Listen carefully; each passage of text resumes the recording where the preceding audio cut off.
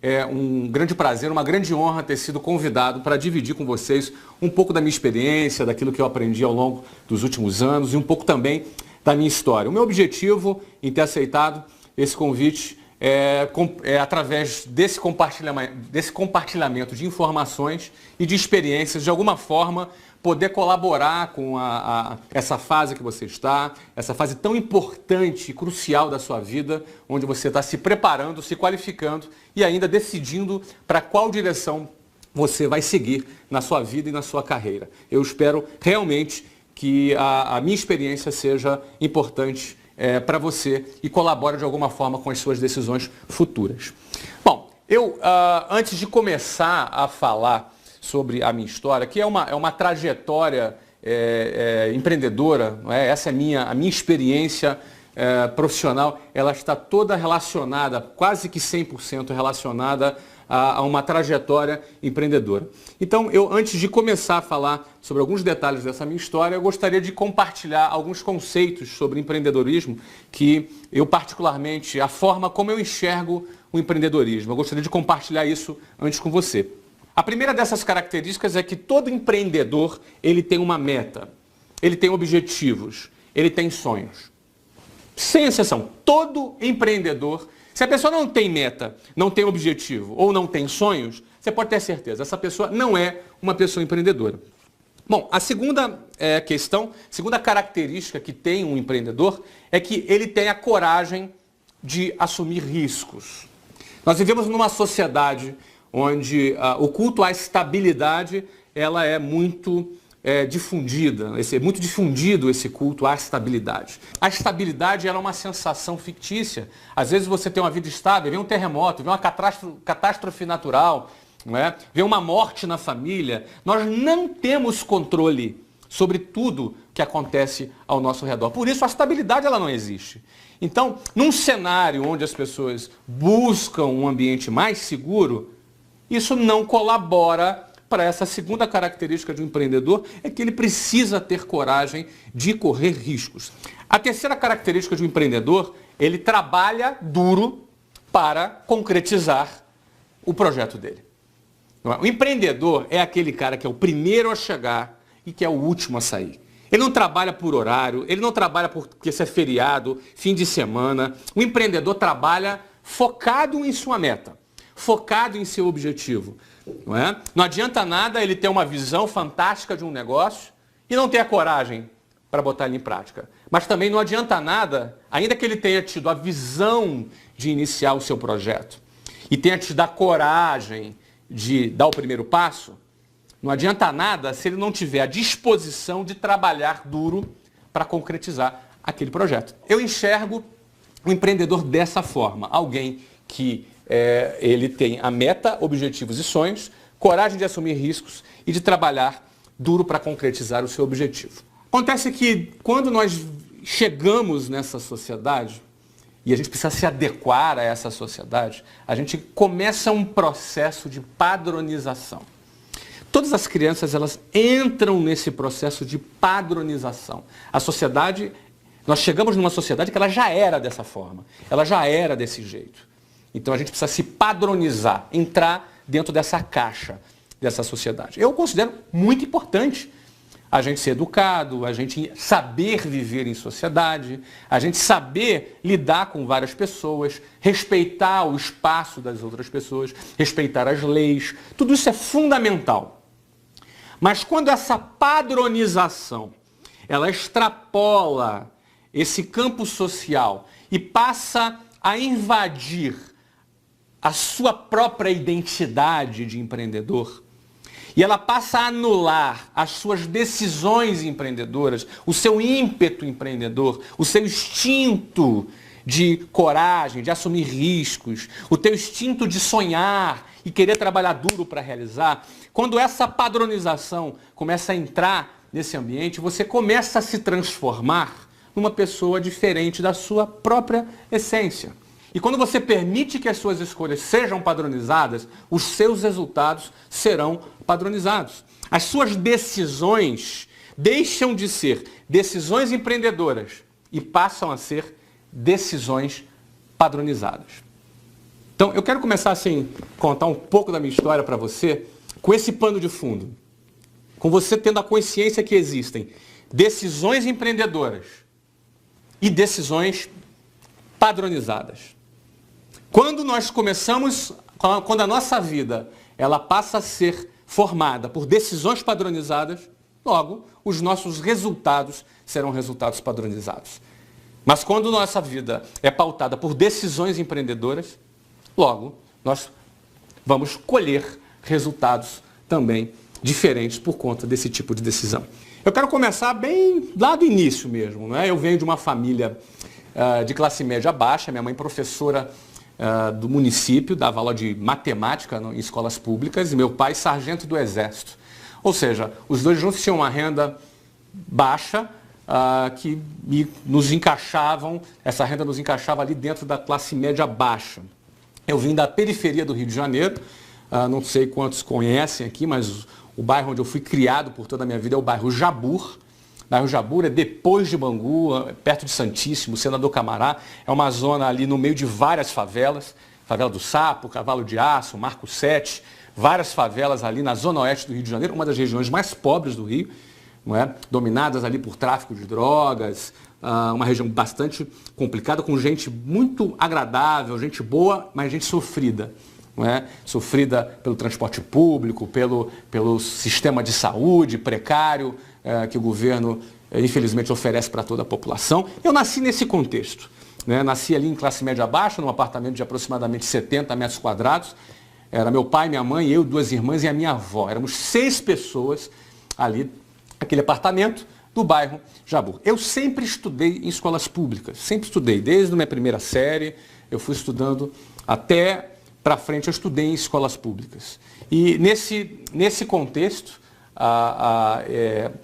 quando eu estava na 8ª série, a minha mãe me tirou da escola, daquela escola pública, e me matriculou num colégio particular, que a gente considerava ser um colégio mais forte, que me ajudaria a me preparar para um concurso público que eu faria, que eu tinha o desejo de fazer na ocasião, para entrar na Marinha. Não é? Eu quis fazer aqueles concursos para as escolas militares, o Colégio Naval, a EPICAR e a SPSEX. Eu queria ser oficial das Forças Armadas, em especial oficial da Marinha. Essa era uma meta que eu tinha, era um objetivo que eu tinha, era aquilo que eu entendia onde eu poderia ali explorar o meu potencial, onde eu poderia ser bem sucedido, que era uma coisa que eu tinha um desejo muito grande. Eu queria dar certo, não é? Eu entendia que ali seria, para mim, um caminho que eu poderia explorar o meu potencial. Bom, eu fui fazer esse concurso. O concurso, na época, era um concurso bem difícil. Era um concurso que eram cerca de 200 a 300 mil candidatos, alguma coisa assim, para apenas 200 vagas. Ou seja, era um concurso que, por vaga, eram cerca de 1.000 a 1.500 pessoas disputando por vaga. Fui lá eu me preparar para esse concurso. Bom, resultados. Eu não só não passei naquele concurso, como quase fui reprovado na 8ª série, porque era muito mais forte do que aquele conteúdo que eu estava acostumado ao longo da minha vida. Então, ralei ali, consegui passar de ano, pelo menos, mas não consegui ser aprovado. Eu estou contando essa história para você porque esse momento foi um momento muito importante para mim, porque eu tive que tomar uma primeira decisão, e foi uma decisão minha, e eu tive que convencer os meus pais, e que talvez fosse a minha primeira decisão não padronizada. Talvez fosse a minha primeira decisão empreendedora.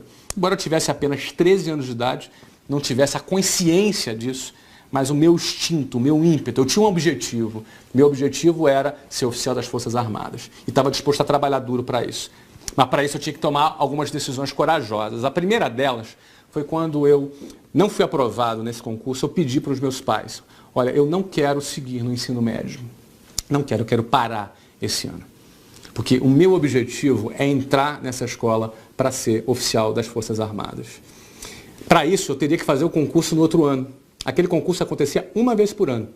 Então, se eu entrasse já no primeiro ano do ensino médio, eu já estaria deixando de lado aquele meu objetivo. Porque o Colégio Naval ele é equivalente ao ensino médio. Depois tem a Escola Naval, com mais 4 anos equivalente ao curso superior, e a pessoa sai oficial das Forças Armadas. E era aquilo que eu queria, aquela era a minha decisão, aquele era o meu objetivo.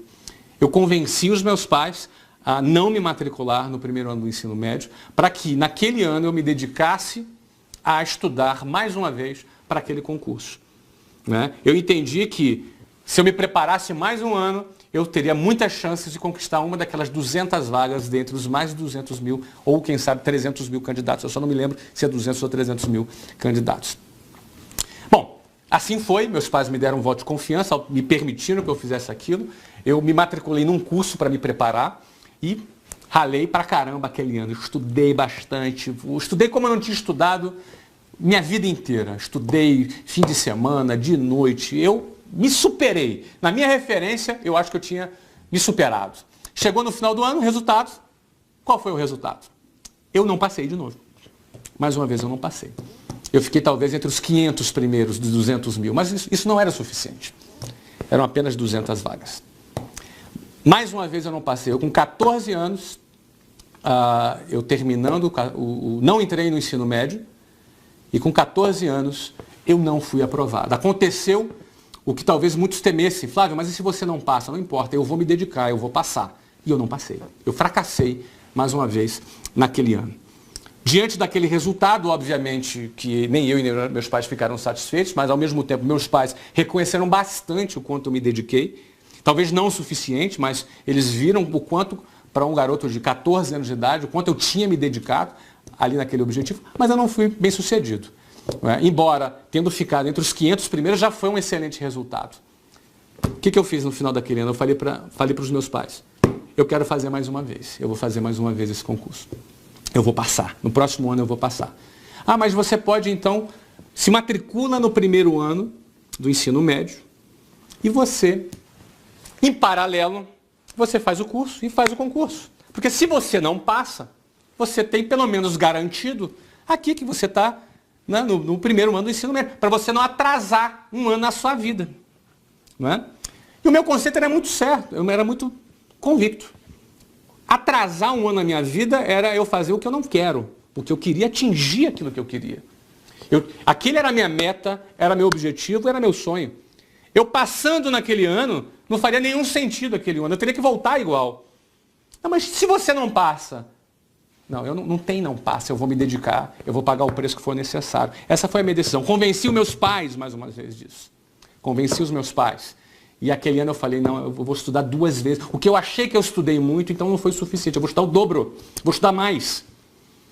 Eu vou pegar pesado, eu vou estudar mais. Eu tinha agora 14 anos. E o que aconteceu? Eu comecei aquele ano, aí estudei mais mesmo, estudei fim de semana, estudei mais. E além de ter estudado mais, eu também já tinha avançado, já tinha aprendido, eu já estava mais tarimbado naquele concurso. Bom, o resultado ao final da minha terceira tentativa, não é, com 14 anos, virando o ano que foi 1988, eu entrei no Colégio Naval, fui aprovado nas três provas, fui muito bem classificado e fui aprovado e entrei no Colégio Naval. É fato que hoje eu não sou um oficial da Marinha, você já faz ideia que eu não segui a carreira na Marinha.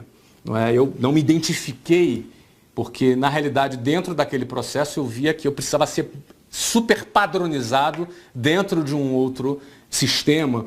E realmente essa coisa de me sentir padronizado instintivamente já não me fazia bem. Eu não me adaptei com a vida militar e acabei saindo. Tive excelentes experiências, tenho grandes amigos na Marinha, mas acabei saindo. Mas o que eu trago daquela situação é que eu, aluno de escola pública, eu, aluno que recebia um conteúdo num nível bem mais baixo que os outros alunos das melhores escolas, me dedicando, ralando, correndo riscos, eu era capaz de atingir um objetivo. Eu tinha metas, objetivos e sonhos, eu tive a coragem de assumir riscos e eu trabalhei duro para concretizar aquele objetivo. Aquele foi o meu primeiro empreendimento ali, eu me entendendo por gente, não é? Não eu como espermatozoide. Ali eu me entendendo por gente, aquele ali foi um grande empreendimento e me trouxe muitos ensinamentos. Eu entendi que eu era capaz de conseguir aquilo que eu queria. O que eu quiser, eu sou capaz.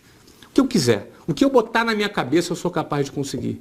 O que eu quiser. Agora eu vou ter que ter coragem de correr riscos. E eu tenho que ter disposição para ralar e trabalhar forte. Não é? Então, eu consegui hoje, fazendo essa análise, na época eu não tinha essa análise, mas fazendo hoje essa análise, eu vejo que aquilo foi muito importante para mim. Em especial, quando eu, saindo do Colégio Naval, meu novo objetivo eu gostava muito de matemática, física, exatas, eu tinha um excelente resultado nas provas, eu tinha muita facilidade. Então eu escolhi fazer engenharia da computação, engenharia mecatrônica ou engenharia de sistemas. Não é? Essa foi a área que eu escolhi para eu estudar. Eu fiz lá para a USP, para mecatrônica, para a Unicamp, para engenharia de computação e na UF, para ciência da computação. UF lá no Rio de Janeiro. Então assim, eu entendi na época, qual é a melhor faculdade que tem? A USP é boa, a Unicamp é boa, e eu não tinha nem hipótese de pagar uma faculdade, minha família não tinha nenhuma condição de pagar a faculdade para mim. Então, eu vou para essas melhores faculdades. Fiz o vestibular no final do terceiro ano, eu saí do Colégio Naval, fiz o vestibular, foi muito fácil passar em todos os vestibulares, porque eu já estava muito preparado, toda a preparação que eu fiz para aquele concurso me deu eu estava preparado o suficiente, passei em todos os vestibulares e estava pronto para ir para a Unicamp, que tinha sido a minha escolha. Eu ia estudar na Unicamp, engenharia de computação. E aí uma história de amor começa. Eu conheci a Luciana, eu tinha 18 anos de idade, a Luciana tinha 15 anos de idade. Ela era linda. Aliás, ela é até hoje. Eu sou casado com a Luciana até hoje. Vamos fazer agora no final do ano 21 anos de casados. Mas eu me apaixonei pela Luciana. A primeira menina que eu me apaixonei, e eu falei, não, eu não quero sair do lado dessa menina de jeito nenhum. Eu não vou para São Paulo. Eu não vou para São Paulo, eu não vou para a Unicamp. Aí um monte de gente já me chamou de maluco. Você tá louco, cara, vai para a Unicamp, você passou para lá, vai para lá. Não, eu não vou mais. Não vou para a Unicamp. Me apaixonei pela Luciana, é do lado dessa menina que eu quero passar o resto da minha vida. Não é? Então, em 1991, como eu decidi não ir para a Unicamp, a minha decisão, então, foi ficar no Rio de Janeiro, na UF, estudando ciência da computação. A minha matrícula na UF, ela começaria no segundo semestre de 91. Então, eu tinha o primeiro semestre inteiro, que eu não tinha nada para fazer, eu já tinha 19 anos. Eu pensei, pronto, vou arrumar um emprego. Pela primeira vez vou trabalhar, nunca tinha trabalhado. Eu comecei tarde a trabalhar, com 19 anos, eu até considero que eu comecei tarde. Mas já falei, olha, eu vou ter uma experiência profissional. Minha faculdade era de manhã, ou seja, eu não tinha a menor possibilidade de trabalhar, não é? Estudando de manhã, mas até começar a faculdade eu vou arrumar um bico, vou arrumar alguma coisa para eu poder ter pelo menos alguma experiência profissional. Vi um anúncio no jornal e eu falei, cara, tá aqui, ó, esse anúncio eu vou lá. Se eu for selecionado, se eu não for, pelo menos é uma experiência que eu vou ter. Então, assim eu tomei a decisão de buscar o meu primeiro emprego. Não é? E quando eu fui para esse anúncio, acordei lá, 5h30 da manhã, peguei lá o meu 396 lá no ponto final do Jabur, Praça Tiradentes, e o ônibus era lotado de gente, era 2 horas pela Avenida Brasil, 1h30, 2 horas se tivesse trânsito pela Avenida Brasil com ônibus lotados. Lá fui eu para a minha primeira entrevista de emprego. Cheguei lá às 8 horas da manhã. Quando eu cheguei tinha uma fila de umas 200 pessoas na fila. Eu fui ser atendido meio-dia e por uma razão que você não me pergunte qual, eu fui selecionado para participar de um processo seletivo com 40 pessoas. Nesse processo seletivo eu me encantei. Eu conheci a empresa, eu conheci a filosofia da empresa, eu conheci como eles pensavam. Enfim, eu tive um contato com esse ambiente empresarial, eu tive um contato com uma linguagem mais corporativa que eu nunca tinha tido. Até então, eu me media pelas minhas conquistas acadêmicas, eu era inteligente, eu passava no concurso, eu passava no vestibular. Pô, bacana, minha autoestima estava bacana, porque eu me sentia vencendo dentro daquele cenário. Mas quando eu entrei no ambiente corporativo e vi todo aquele cenário, eu falei, opa, existe um mundo aqui que eu não conheço. Existe um mundo que eu não conheço. Naquela empresa existia um plano de carreira, existia um processo meritocrático. O emprego que eu fui buscar era na área comercial, ou seja, o meu trabalho, caso eu fosse contratado, era matricular novos alunos, era trazer novos alunos para a escola, não é? Era vender a ideia daquele curso de inglês para trazer novos alunos para a escola. Não é? E não era lá um trabalho muito recomendado, porque eu não tinha salário fixo, não tinha carteira assinada, eu ganhava comissão. Era essa a minha condição, eu ganhava comissão. Então, você já pode imaginar, não é? Talvez muitas pessoas da minha família, não, isso aqui é uma coisa instável, isso não tem segurança, isso não tem futuro. Não é? Muitos amigos, Flávio, você é um menino inteligente, ela está vendendo o curso de inglês. Não é? Então eu acabei me envolvendo, eu me apaixonei por aquilo. Gostei de realizar o trabalho e, em especial, eu me apaixonei pelo plano de carreira. O plano de carreira daquela empresa dizia, ó, se você cumprir tal meta, você vai chegar a um determinado cargo, você vai ganhar tanto. Se você cumprir tal meta, você chega a tanto. Eu falei, cara, peraí. Se eu tenho um objetivo, tenho a coragem de assumir e estou disposto a pagar o preço, cara, só depende de mim. Se só depende de mim, eu vou fazer. Não é? Então eu entrei naquele trabalho, agarrei aquela oportunidade que para muitos não era nada recomendável, e não era mesmo, do ponto de vista padronizado, do ponto de vista convencional, não era mesmo, mas eu estava muito mais voltado para os meus objetivos e o que aquilo poderia colaborar comigo do que com a padronização. Eu encarei aquilo e fui adiante. E a outra coisa, aquele trabalho me dava a perspectiva rápida de eu me casar com a Luciana. Era o meu objetivo, eu queria me casar com a Luciana. O mais rápido possível. Era o meu objetivo, eu estava apaixonado e eu tinha certeza que eu queria passar o resto da vida do lado dela. O que aconteceu? Eu peguei, comecei a trabalhar e trabalhei forte, de manhã, de tarde, de noite, fui cumprindo as metas. Cheguei a gerente em 2 meses e meio. Ou seja, com 2 meses e meio de empresa eu já ganhava, tipo, a moeda de hoje, né? Que na época era cruzeiro, né? Então a moeda de hoje, tipo, uns R$2.000. Eu tinha 19 anos de idade. Não é? Fui trabalhando, fui transferido para a Venezuela, naquela empresa. Voltei para o Brasil, cheguei a um cargo de diretor. Aos 20 anos, eu tinha 20 anos e a Luciana 17 anos, eu me casei com a Luciana.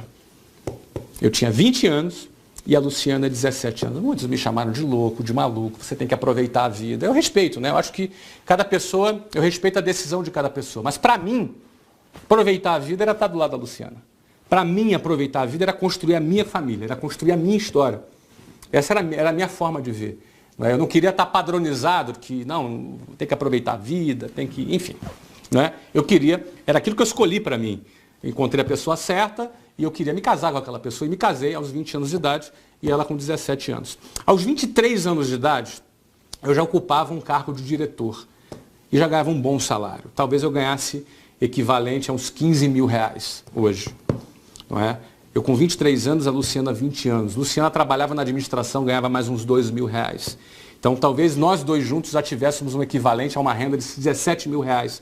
Eu tinha 23 anos e ela 21 anos. É óbvio que no meio desse período eu já não tinha mais nenhum interesse na área de tecnologia, na área de ciência da computação. Minha faculdade ficou trancada lá. E eu fiquei dedicado 100% ao meu projeto. Só que com 23 anos, ainda que eu estivesse já ganhando esse salário, que era um bom salário, é um bom salário hoje, imagina na época, não é? Que já era um bom salário, eu já tinha uma vida mais estabilizada, eu já tinha um bom carro, não morava mais no bairro Jabur, morava já na zona sul do Rio de Janeiro, mais perto do trabalho. Ou seja, aos olhos convencionais, eu estava estabilizado, eu já estava numa situação melhor. Inclusive, muitas daquelas pessoas que no início me criticavam, que achavam que era loucura, que sai desse negócio, isso não tem futuro, já passavam ali. Eu já tinha 23 anos, casado, ganhando esse valor aí que eu falei para vocês, eu já passava já mais ser respeitado, mais bem tratado, as pessoas, realmente, né? Alguns até falavam, olha, eu sempre acreditei em você, eu falei, tá bom, não é?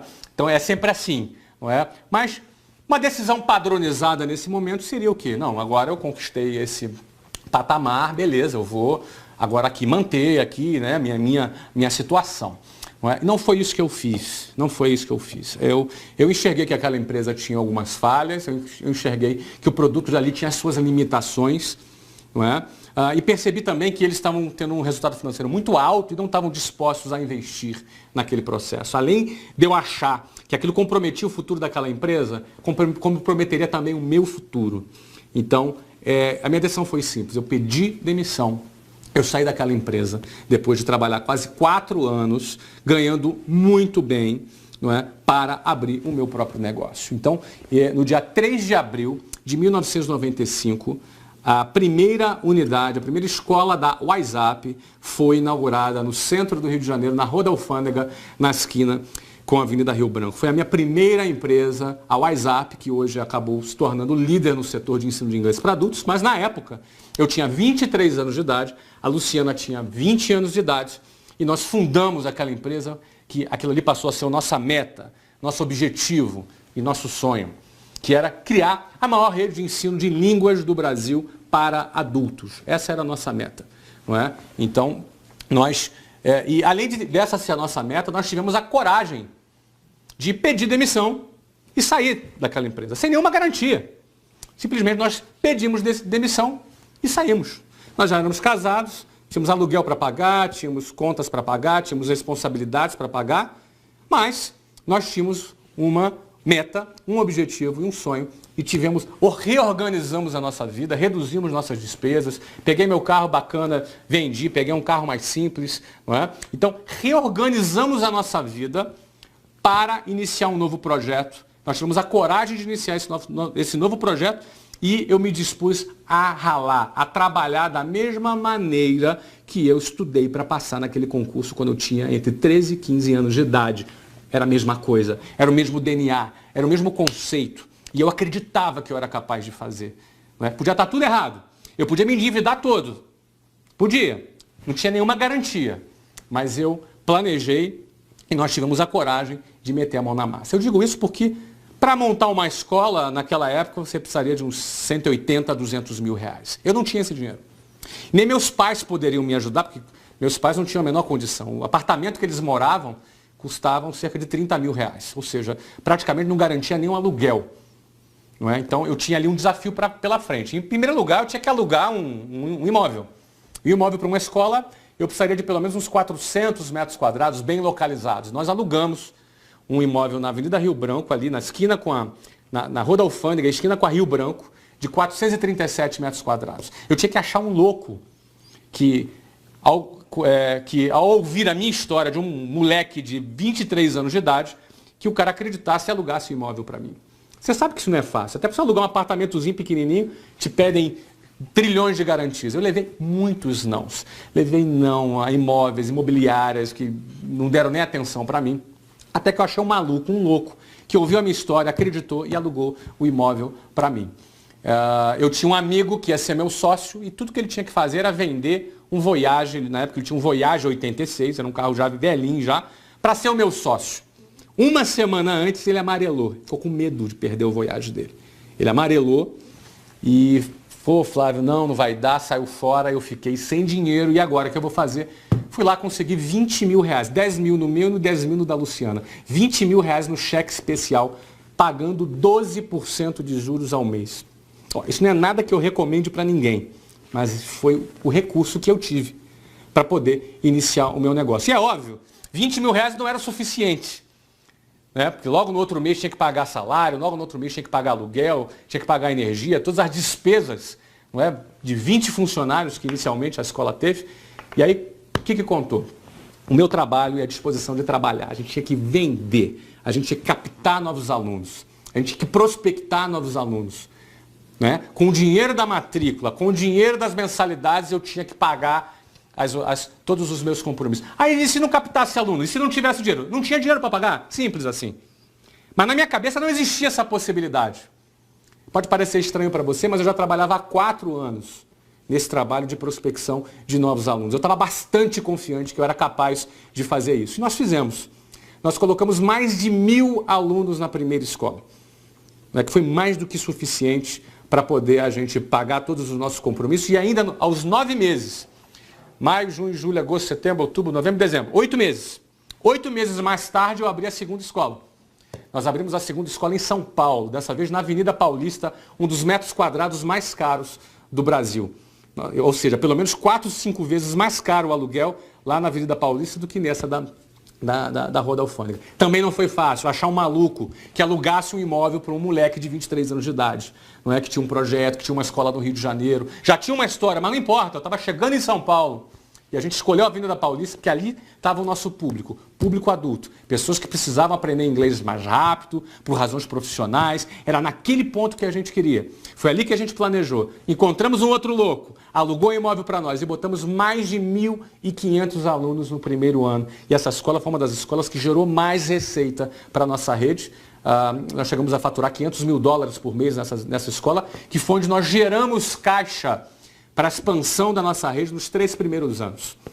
Nos 3 primeiros anos, ou seja, entre 1995 e entre 1998, nós abrimos 24 escolas próprias. Eu e a Luciana abrimos 24 escolas.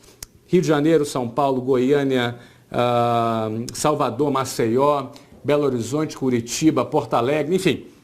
Não é? Eram 24 escolas localizadas nas principais capitais do Brasil nos 3 primeiros anos de nossa empresa. Ou seja, foi um crescimento meteórico, rápido, um sucesso metodológico, porque nós trouxemos para o mercado um conceito de inglês para adultos. Naquela ocasião, as escolas de inglês eram muito focadas para crianças e adolescentes e a gente revolucionou, a gente pensou fora da caixinha e criou um modelo de ensino voltado para o público adulto que desse à pessoa um resultado mais rápido. Porque o adulto não quer ser professor de inglês, então ele não precisava ficar 7 anos, 10 anos estudando inglês. Ele queria falar, conversar, se comunicar, que essa é a proposta que a WhatsApp tem e por isso que ela hoje matricula um novo aluno a cada 5 minutos. Hoje é matriculado na WhatsApp. E nos anos de 2009 e até 2012, não é? A WhatsApp abriu uma nova escola a cada 2 dias. Então essa é a história da WhatsApp, essa é a história dessa primeira empresa que eu fundei. Com base em uma série de decisões que não eram padronizadas. Não era padronizado eu largar minha faculdade em Campinas para ficar no Rio, não era padronizado eu trancá-la para poder me dedicar a vender curso de inglês, aí eu me casar com 20 anos, aí eu abri uma escola deixando um salário de R$15 mil. Não era padronizado a gente partir para abrir 24 escolas em 3 anos, ou seja, uma nova escola a cada 45 dias. Não é? Eu acredito que entre decisões empreendedoras e decisões padronizadas, a escolha entre esses 2 tipos de decisões é que vão definir que tipo de empreendedor nós vamos ser. Porque eu já te falei, empreendedor todos nós somos. Todos nós somos empreendedores. Mas se nós vamos mais longe ou se nós não vamos tão longe assim, vai ser resultado do tipo de decisão. Se é uma decisão empreendedora ou se é uma decisão padronizada. Não é? A WhatsApp foi vendida agora, no mês de abril de 2013 para Abril Educação, numa transação bilionária. Né? Isso é uma coisa pública, saiu em vários jornais, saiu em várias revistas. Não é? A concretização desse negócio, a realização do lucro desse negócio foi feita após 18 anos, não é? Entre 1995 e 2013. 18 anos mais tarde, a WhatsApp e todo o grupo Omets, que foi o grupo de empresas que eu dirigi e fundei, que a WhatsApp é apenas uma dessas empresas, talvez a mais famosa, que se tornou mais conhecida, não é?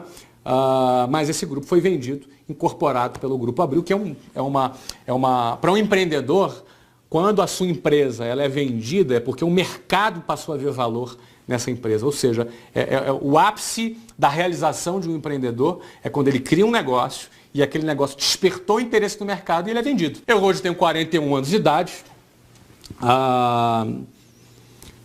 finalizei esse ciclo ali com as empresas relacionadas à educação de línguas, escolas de línguas, não é? E agora? Eu tenho 41 anos, então agora é hora da gente dar um tempo, vamos agora acalmar, vamos passear, quem sabe me aposentar. O que vocês acham? Tem uma outra coisa, empreendedor nunca se aposenta. Empreendedor é um cara que gosta de viver, gosta de realizar, entendeu?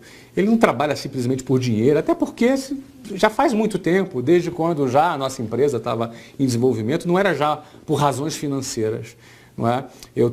Eu particularmente gosto muito de lidar com jovens, gosto muito de lidar com pessoas e acredito que a nossa experiência e o que a gente já viveu pode ajudar e colaborar com muitas pessoas. Então, não faz sentido agora para mim eu me aposentar. Então, eu já estou envolvido aí com alguns empreendimentos.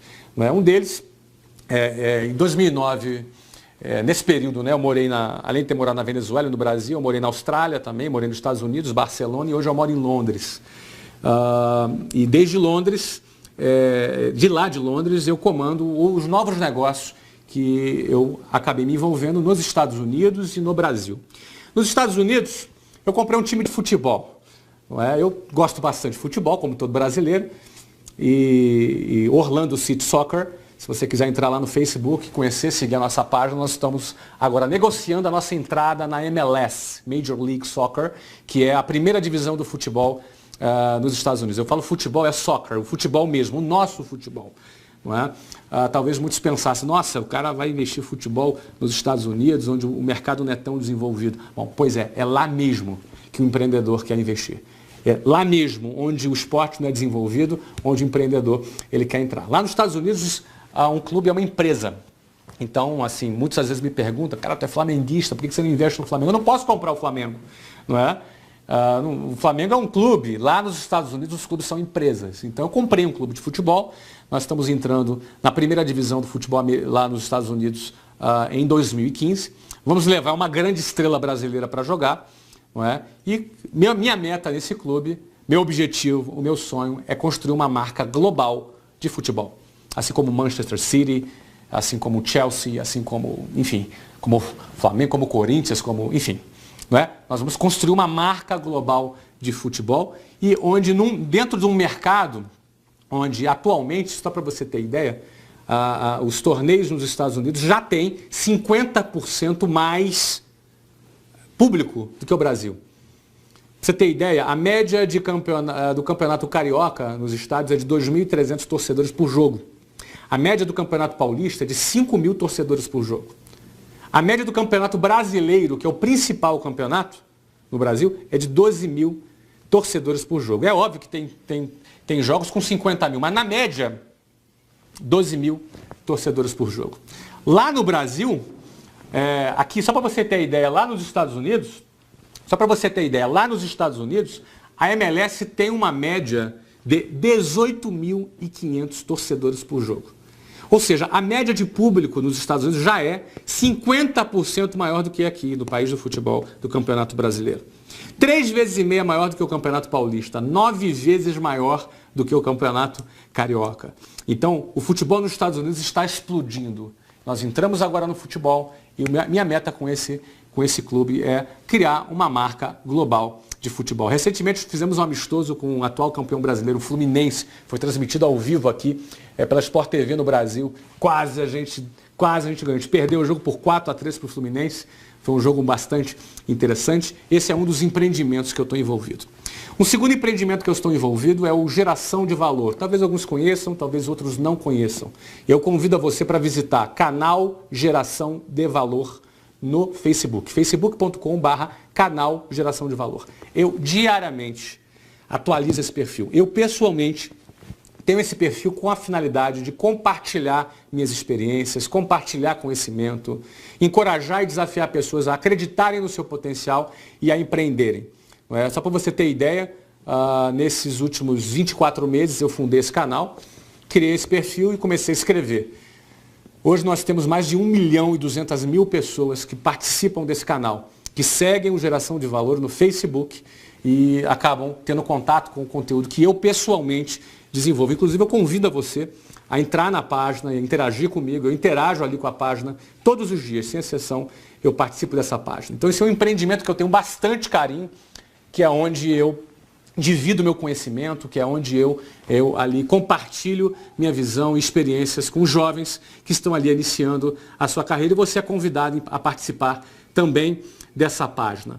No segundo semestre, agora no final desse segundo semestre agora, nós vamos lançar a segunda fase do Geração de Valor, que para aqueles que querem se aprofundar, nós vamos criar eventos e cursos voltados para quem deseja explorar mais o seu potencial e para quem deseja empreender. Você está convidado ali, ao participar da página, você já vai ficar antenado de tudo que está acontecendo por ali. Não é? E tem mais novidades, tem mais coisas que eu ainda não anunciei e que em breve vou anunciar a respeito de meus novos empreendimentos. Mas o que eu quero deixar aqui registrado para você é que eu venho de família de classe média baixa, eu venho de escolas públicas, tá? Eu não tenho QI, quem me indique, eu nunca tive nenhum favorecimento, nunca fiz negócios com o governo, aliás, não quero, nunca fiz e nunca pretendo fazer negócios com o governo, não é? Então, eu entendo que eu não sou melhor do que ninguém. Eu passei 2 horas, de 2 horas para ir, entre 2 horas para voltar, 4 horas por dia amassado dentro de um ônibus ou dentro de um trem, para ir e voltar do meu trabalho, mas com uma meta, com um objetivo e com um sonho. Eu não sou melhor do que você, eu não sou melhor do que ninguém. Não é? Eu acredito que quando você tem uma meta, um objetivo e um sonho, quando você tem a coragem de assumir riscos e está disposto a trabalhar forte, quando você, acima de tudo, você abandona o padrãozinho, abandona aquela caixinha, não é? Abandona aquela maneira, não é? Você rejeita aquela forma convencional e padronizada que te foi apresentada. Um novo cenário abre para você. Não é? Você passa a acreditar que você é capaz de realizar. E quando você acredita, quando você sonha e tem coragem e está disposto a trabalhar, as suas chances de vencer, elas aumentam muito mais. Então, a mensagem que eu quero deixar para você é que acredite no seu potencial.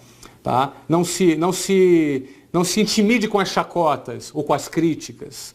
Não é? Tenha coragem de pensar fora do padrão. E se faz muito tempo que não estão te chamando de louco, é que você deve estar errando alguma coisa. Porque todas as vezes que você resolver sair do padrão, você vai ser criticado, vai ser chamado de louco. Acho que o Brasil, o mundo precisa de novos líderes, pessoas corajosas que sejam dispostas a fazer a diferença. Não é? Em todos os setores da sociedade, inclusive na política, inclusive no setor empresarial, no setor das organizações não governamentais, no setor social. Não é?